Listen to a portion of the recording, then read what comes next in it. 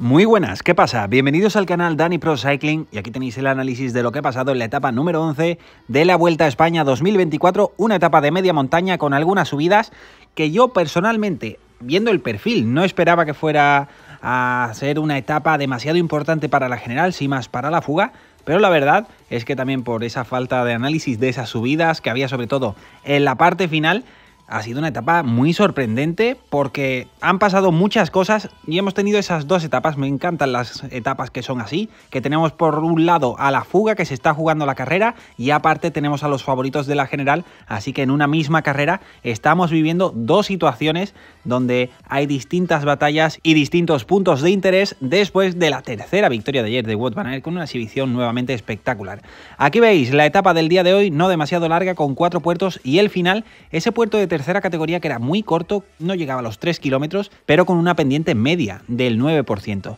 Debido a ese interés por ganar la etapa de hoy, se esperaba que fuera una etapa para la fuga, muchísimos intentos de fuga, muchísimos kilómetros, todos los equipos buscando esa fuga, incluso que era complicado hasta coger el avituallamiento, porque si te relajabas podías perder la opción de estar en fuga. Y el momento polémico del día fue la caída de Richard Carapaz debido a que los ciclistas del AG2R empezaron a ponerse en línea ocupando toda la carretera para que no hubiera más ataques y eso provocó que Richard Carapaz se saliera de la carretera y se fuera al suelo. Los ciclistas del Decathlon AG2R, como hemos comentado, podía volver con sus compañeros al pelotón, parecía que no se había hecho mucho, pero como estáis viendo aquí, estas imágenes se repitieron durante unos kilómetros para que nadie más atacara, algo que incluso quizás podría ser sancionable en un futuro, no sé ustedes qué pensáis, ponedmelo abajo en los comentarios. Mientras en la fuga el que atacaba era Maurice, el ciclista del Alpecin, en un grupo de fugados que prácticamente era un pelotón, era un grupo muy grande,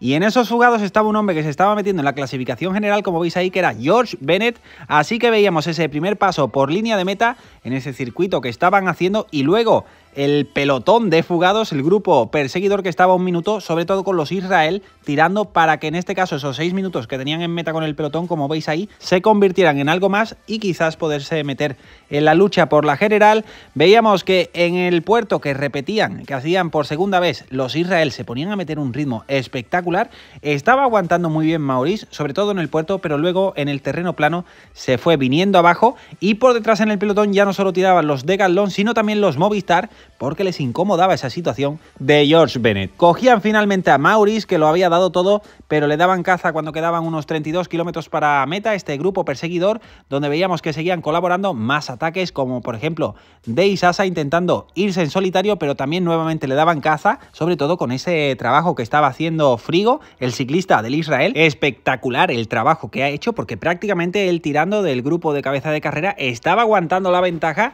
con el pelotón que iban tirando otros equipos, mientras ahí veíamos a George Bennett, que estaba siendo el gran beneficiado del día. Seguía habiendo ataques antes de llegar al último puerto, sobre todo para los ciclistas menos escaladores, y en el pelotón colocándose todos los equipos también para entrar bien colocados. Comenzaba el último puerto de la jornada, que como veis ahí era corto, pero con una pendiente muy dura, y el que atacaba era Berrade del Ken Pharma, y solo le podían seguir Carlos Verona y Filippo Sana. Los tres se iban hacia adelante, pero como veis con muy poca ventaja, no les dejaban por detrás, y por detrás también en el pelotón se ponía el Red Bull Bora con todo prácticamente antes de entrar y en el principio del puerto, con un gran trabajo de Alexander Vlasov, porque Roglic iba a atacar y el único que le podía seguir a esa explosividad era Enric Mas, teniendo muy buenas piernas e incluso pasando a colaborar, sabiendo que podían hacer daño a muchos favoritos, y Ben O'Connor era el que veíamos que empezaba a sufrir, le empezaban a superar cada vez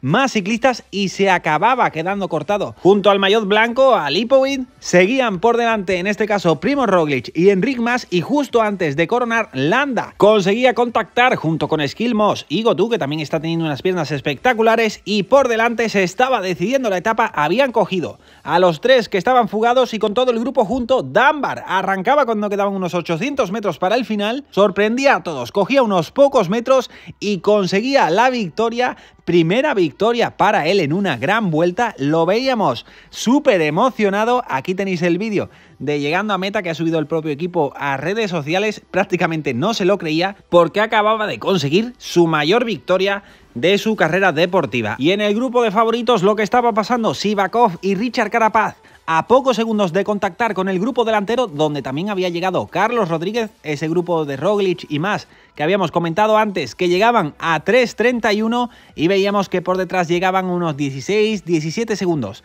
Tanto Richard Carapaz como Sivakov y el grupo de Ben O'Connor, que se dejaban aproximadamente 37 segundos en un día donde el líder ha sufrido muchísimo. Aquí primero las clasificaciones con el top 10, con Dunbar, Herman, Paule, Narváez, Berrade, Zana, Izaguirre, Verona, Garafoli y McNulty. La clasificación general que está así, con Ben O'Connor a 3:16 ahora, Primož Roglic, Enric Mas 3:58, Richard Carapaz 4:10, Mikel Landa 4:40, Carlos Rodríguez 5:23, Lipovic 5:29, Yates 5:30, al igual que Felix Gall y Bennett. Ahora se coloca décimo a 5:46. Otras clasificaciones, maillot verde para Van Aert, que sigue con esa diferencia con Grof. La clasificación de la montaña, Adam Yates empatado con Van Aert a 22 puntos. Mañana muchos puntos en juego. La clasificación del mejor joven, Carlos Rodríguez, adelanta por 6 segundos a Lipovic, Skilmos a 1:18 y la clasificación por equipos UAE, más de 13 minutos tanto con Decathlon como con Red Bull. Analizamos las etapas que vienen. Mañana etapa 12, que como veis una etapa corta, monopuerto, con un final interesante, un puerto irregular.